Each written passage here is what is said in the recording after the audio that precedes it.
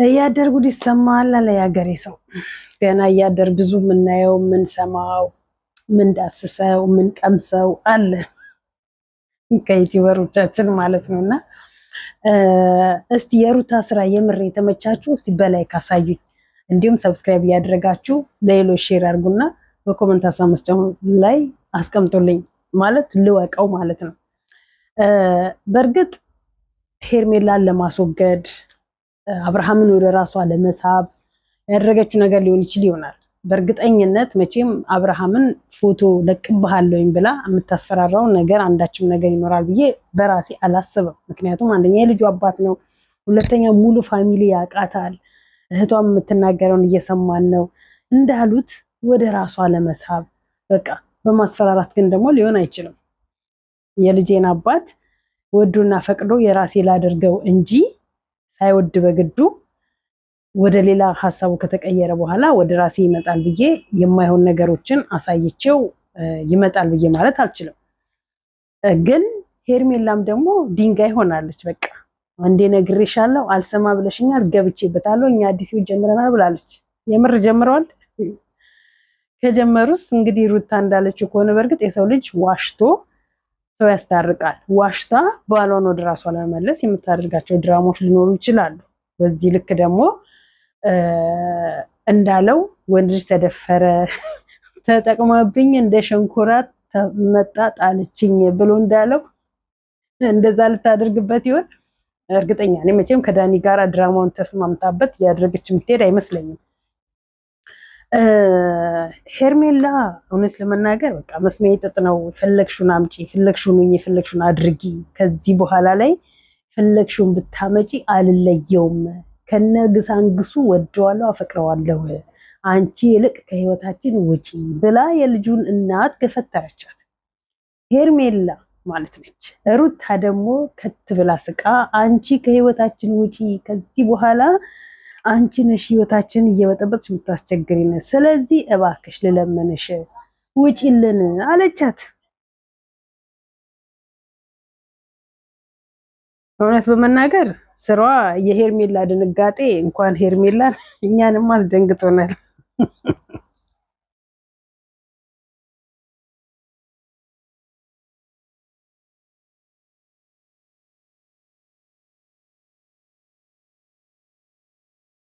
እና ሩታ ሄርሜላ ደግሞ ያው መቼም እሱ ፈልጎ አይደለም እያደረግሽ ያለሽው ነው ያለችው ለሩታ ማለት ነው። እሱ ፈልጎ አይደለም እየሆንሽ ያለሽው፣ እሱ ሳይፈልግ በእህት በወንድሞቹ ፊት አልፈልግሽም እንጂልኝ እያለሽ ነው።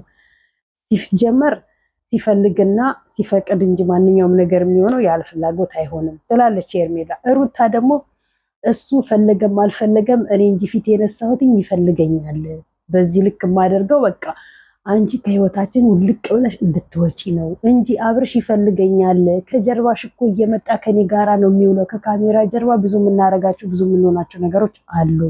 የምር ነው፣ ሊሆንም ይችላል። ይህን የምናውቀው ሩታና አብርሃም ነገ ተመልሰው አንድ ሲሆኑ ነው። እና ሄርሜላ ምንም ብታሳይ ምንም ብታደርግኝ አልተወሽም። ያው ሰው ልጅ በመጠጥ ምክንያት ብዙ የሚናገረው ብዙ የሚያደርገው ነገር ሊኖር ይችል ይሆናል። አብርሃም በመጠጥ ምክንያት ብዙ ነገር ተናግሮ ሊሆን ይችላል። ኦፍኮርስ ይወዳታል፣ ይሄ ሀቅ ነው፣ ይፈልጋታል። በመሀል ያደረገችው ነገር እንጂ ሊያስቆርጠው የቻለው በቀላለሁ ብላ ጭራሽ የበቀልን ምት አገኘች ሩታ እንጂ ይፈልጋታል፣ ይወዳታል፣ ያፈቅራታል፣ አብራት መኖር ይፈልጋል። እና ሩታ በዚህ ልክ ማድረጓ ተገቢ ነው ብዬ ማለት አልችልም። ብዙዎች አሁን ነገ ከዚህ በፊትም እንደምናየው ማለት ነው እየተነሱ ያው ወንድ ልጅም በግድ እያጠጡ በግድ ቀለበት የሚያደርጉ በግድ የኔ ካልሆንክ እያሉ የሚሉ ሴቶች ስለበዙ በፊት እኛ የምናውቀው ሴት ልጅ ነበር ወንድ ልጅ ሳታስበው ቪዲዮ እየቀረጻት ሳታስበው የሆነ ነገር እያደረጋት የሚፈልገውን ነገር ካደረገ በኋላ እንኳን በኛ በተራ ሴቶች አለሚቅርና ተራ አይደለም። በእርግጥ ሴት ሁላችንም እያንዳንዳችን 9 ወር ነው ተረግዘን የተወለድ ነው፣ እኛም አርግዘን የወለድ ነው ማለት ነው። ማንም ከዛ በላይም በታች ነው። ግን በአቅም ከፍ ያለ ደረጃ ላይ ያሉት እንደነ ሜላት ነብዩ አይነት እንኳን ያ ማን ነው ስሙ ሲያማስፈራሪያ ፎቶ ቪዲዮ ይዞባት ሲያስፈራራት ነበረ። ሴፉ ላይ ወጣ ነው ካሁን በኋላ አወጣለኝ ብላ ስትል እና በወንዶች ነበር የተለመደው። አሁን ደግሞ ተገለበጠና አብርሽ እንዳለው ተገለበጠና ሴቷ ሆነች ወንድ ልጅ በግድ ይዛ በግድ አብረኸኝ ካልተኛክ፣ በግድ ቀለበት ካላረክልኝ፣ በግድ የኔ ካልሆንክ፣ በግድ ካላፈቀርኩክ፣ በግድ ካላገባከኝ የኔ ካልሆንክ ብላ የምትል ሴት ሆናለች። ስለዚህ ቀስ ብላ ኢቨን ጠጥቶም ሆነ ሳይጠጣ በአሁን ሰዓት የመኪና ቁልፍ ላይ የእስክርቢቶ ቀፎ ላይ ካሜራ አለ እና እያንዳንዳችን የተጠነቀቅን፣ ጊዜው በጣም የቴክኖሎጂ ዘመን ነው። ጥንቃቄ እያደረግን የምናደርጋቸው ነገሮች ማለት ነው እና ተገላቢጦሽ ሆኗል ነገሩ ሁሉ። ለዛ ነው ህግ ራሱ እየላላ የሄደው። ህግ ምንድነው? የተደፈረች ሴት ልጅ ላይ ደፋሪ ወንድ ላይ ብዙ ጫና የሚያደርገው ለዚህ ነው። ተገላቢጦሽ ስለሆነ ሴቶቹ ወደው ነው እየተደፈሩ ያሉት፣ ወደው ነው እየሄዱ ያሉት፣ ፈልገው ነው እያደረጉ ያሉት ተብላ አሁን አንዲት የ13 ዓመት ልጅ ተደፈረች ቢባል እሷ ላይ መንግስት ጫና አያደርግበትም፣ ደፋሪው ላይ ማለት ነው። ምክንያቱም ሚዲያው እንዳለ የሚያሳየው የእንደዛ አይነት ነገር ስለሆነ ማለት ነው። ስለዚህ በመንግስት ላይ ማናችንም ጣታችንን መጠቆም አንችልም፣ ወይም በህጉ ላይ ለምን እንዲያሉንም ብለን ማለት አንችልም። እና ይሄ ነገር እንዳይመጣ ተጠንቀቁ ይባላል። ግን ሴቶቹ አይን አውጥተው ስለቃል ቀጥቅለው ስለበሉ ማንም ምንም አያመጣም እያሉ የፈለጉትን ያደርጋሉ። እና የሩታ ስራ ትላንትና እንደዛ አጠጥታው አስክራው ክፍሉን ማስተኛችሁ ከእሱ አብራውም አደረች አብራውም አላደረች፣ እሱ ተናገረም አልተናገረም በግድ ነው እንጂ ፈልጎ አይደለም።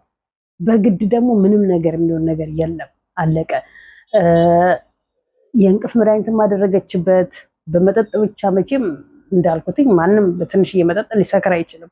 እንኳን ወንድ ልጅ ሴት ልጅ አትሰክርም። በአሁኑ ሰዓት ሙሉ የወይን ብርጭቆ የወይን ጠርሙሱን የምትጠጣ ሴት ልጅ አለች፣ ምንም ሳትሆን ማለት ነው። ስለዚህ በቃ እንድታስለፈልፈው ፈልጋ የሚሆን የራስሽ ገላ የባልሽ ገላ ነው፣ የልጅሽ አባት ገላ ነው፣ አዲስ ገላ ለምታውቂው ገላ አይደለም። በዚህ ልክ በግድ ይዘሽ እኮ ፎቶ አብረሽ የምትነሹ ምንም ነገር የለውም።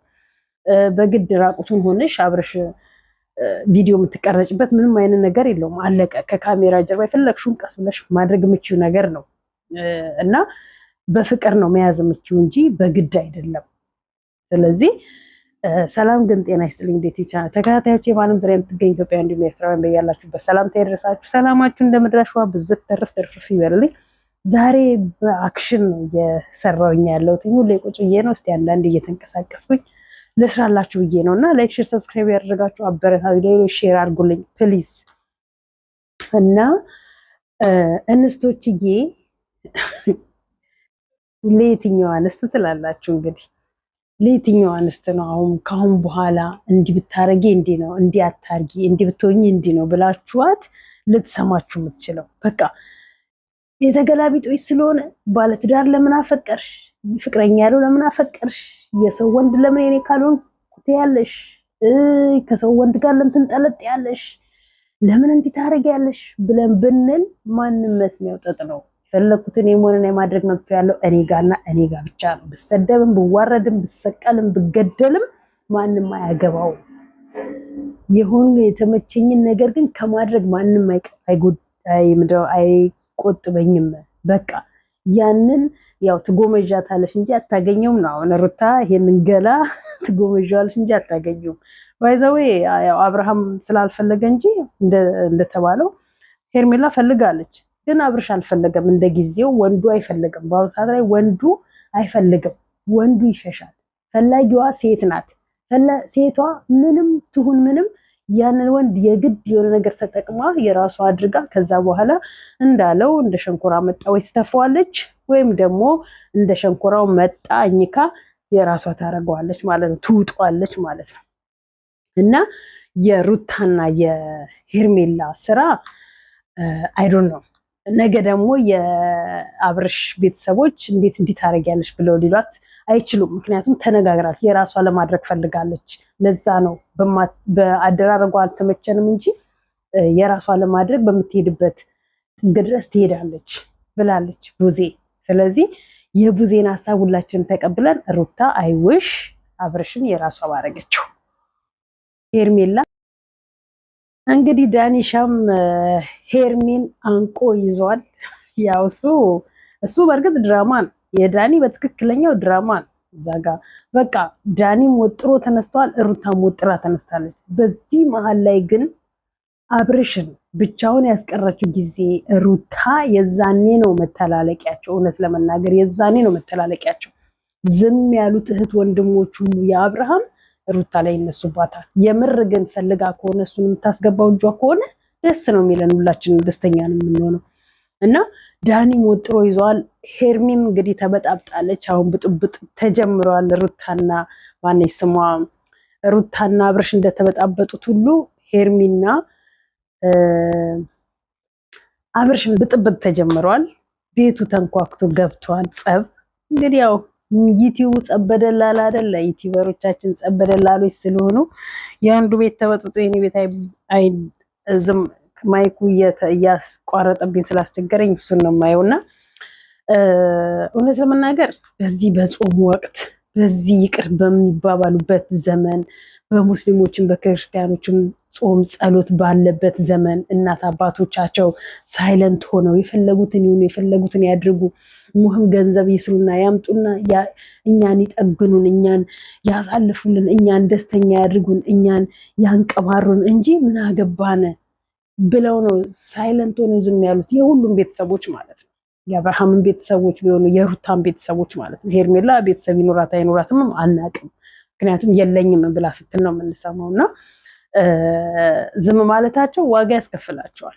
ምክንያቱም በዚህ ሰዓት ላይ ጾም ጸሎት የሚል የፈለገ ጴንጤም ቢሆን እኮ ጾም ነው፣ አለቀ። ጾም ነው። ለጴንጤዎችም ጾም ነው፣ ለኦርቶዶክሶችም ጾም ነው ይመስለኛል። ጴንጤዎች የሚጾሙ ይመስለኛል፣ አላቅም። እና